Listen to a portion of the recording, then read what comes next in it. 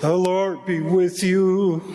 And with your spirit. A reading from the Holy Gospel according to John. Glory to you, O Lord.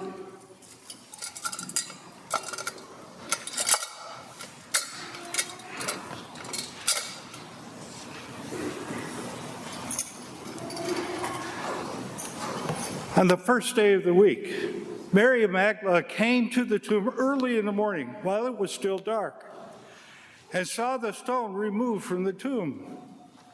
So she ran and went to Simon Peter and to the other disciple whom Jesus loved and told them, "They have taken the Lord from the tomb and we don't know where they put him."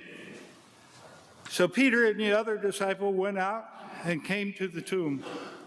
They both ran, but the other disciple ran faster than Peter and arrived at the tomb first.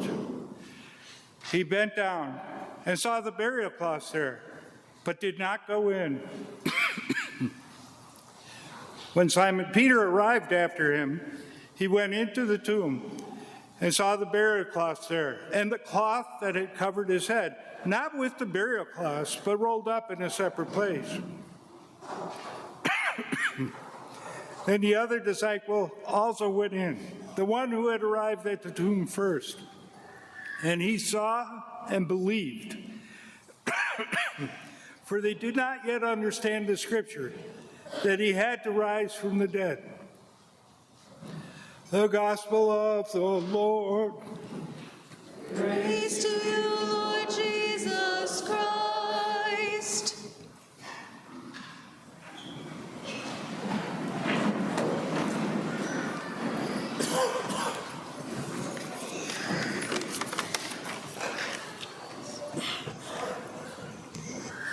On behalf of our pastor, Father John, our two deacons, our staff here at St. John and at St. James, a most blessed, most solemn Easter to you, to your families. Any friends, family, guests who are with us, it's good that you are here. We're happy to celebrate with you this great feast. He has risen. He has truly risen. I don't know if you've heard that. That's an ancient greeting of the early Christians, the earliest Christians, whether it was in the first almost 300 years where there were sporadic persecutions, or whether it was during times of peace. They would see each other during the whole Easter season, and even if they were just in passing, one would say, "He is risen," and the other would say, "He has truly risen." It's a time of rejoicing, my friends, and it's a time of rejoicing in one who is victorious, right? Whenever one is victorious, there's, of course, this tremendous joy, and that is what we celebrate, the victory. But I think we have to ask ourselves, what is the victory that we celebrate today in this whole season of Easter? What is it actually that we are celebrating? What is it that made the earliest Christians who endured persecution continue to celebrate? What is it that made this celebration continue throughout the ages? Or even today in certain parts of the world, like Nigeria, for example, there is an actual active persecution of Christians who say things like "He has risen" and believe it and act upon it. What is it that has made this message, this reality, endure? What is it that we are celebrating? What victory? What are we talking about here? Maybe you don't know this name, Hiro Onada. Maybe you've heard the story, though, of this Japanese soldier during World War II. I think his life, his legacy teaches, I think, something about what we are celebrating. Or rather, it kind of teaches us where we might be if we do not understand what we are celebrating. This soldier, during World War II, he was fighting for the Japanese side, and he was sent to an island to defend it, him and just a few companions. I think there were 4 of them. And because he was in such a remote place, but he was so dedicated to the mission, right? He didn't know that the war had ended, much less did he know that his side had lost. So famously, he kept fighting, kept hiding kept waiting for the war to end, kept waiting for that victory. His companions eventually all died. When they found out he wasn't dead and they discovered where he was, they kept sending him leaflets, pamphlets. Hey, the war is over. We have lost. Come home. And he didn't believe it. None of these. He kept saying, no, this is not true, right? This is what the enemy is wanting me to believe. Nearly 30 years, he continued to fight and to hide.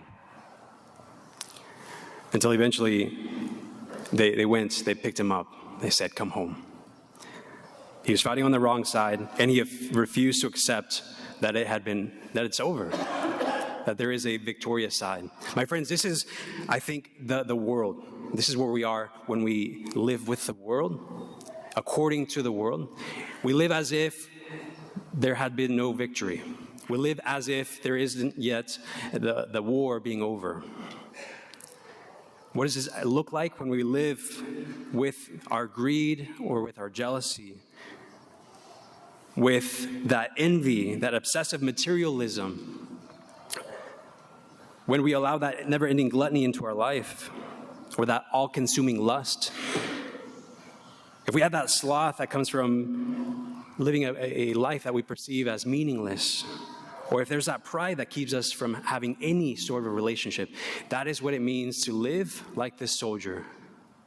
Continue to live as if there had been no victory won. And it is to fight for the wrong side. What we actually celebrate is that the war is over. Christ is victorious. What has he won over? Over death. Particularly that death that we find through these things that we might live with, which is what the world actually gives to us. That greed, that envy, that lust, all of these things. They look good and they feel good at first, but they consume us and actually bring death. That is what Christ is victorious over. It's done. He has won. He has risen. That's where we are celebrating. He has already conquered that death. And this is worse than the death that we fear, physical death. That's a spiritual death. He has conquered it. This is why we rejoice. This is why this message has endured throughout the ages and will continue to endure throughout every age that will come. He is victorious over that one thing that we have no control over, death. And the enemy has no control over it either. I think there's another very powerful image that helps us understand where we are right now. Because we might ask ourselves, okay, he's victorious over sin and over death, but why is there still that sin in my life? Why do I turn everywhere and there's still this sense in which, what victory? If you've seen the Lord of the Rings movies, I haven't read the books, forgive me, but the first movie, I always find this image very, very powerful, where there's this fellowship has already formed. They're on their way on this mission, and they were with Gandalf, and very beautifully, he has a very powerful scene where he defends his friends, protects them, turns towards that enemy, that fire, that beast, the dragon, and he says very famously, "You shall not pass." Defending his friends, right? Ultimately protecting them. He gives his life for them. And then he defeats the enemy, right? The enemy's on his way down. And what happens? It looks like it's over. But he has that fiery whip. And the whip brings him down, though his friends are safe. I think about that often, that whip. That's where we are right now, in that period of time where the enemy, he's been sit down. He's been conquered. But he's still roaming, as the apostle tells us. Roaming like a lion, looking for souls to devour. He's in that period where he's already lost, but before Christ comes again, he's wanting to bring down as many souls with him as possible.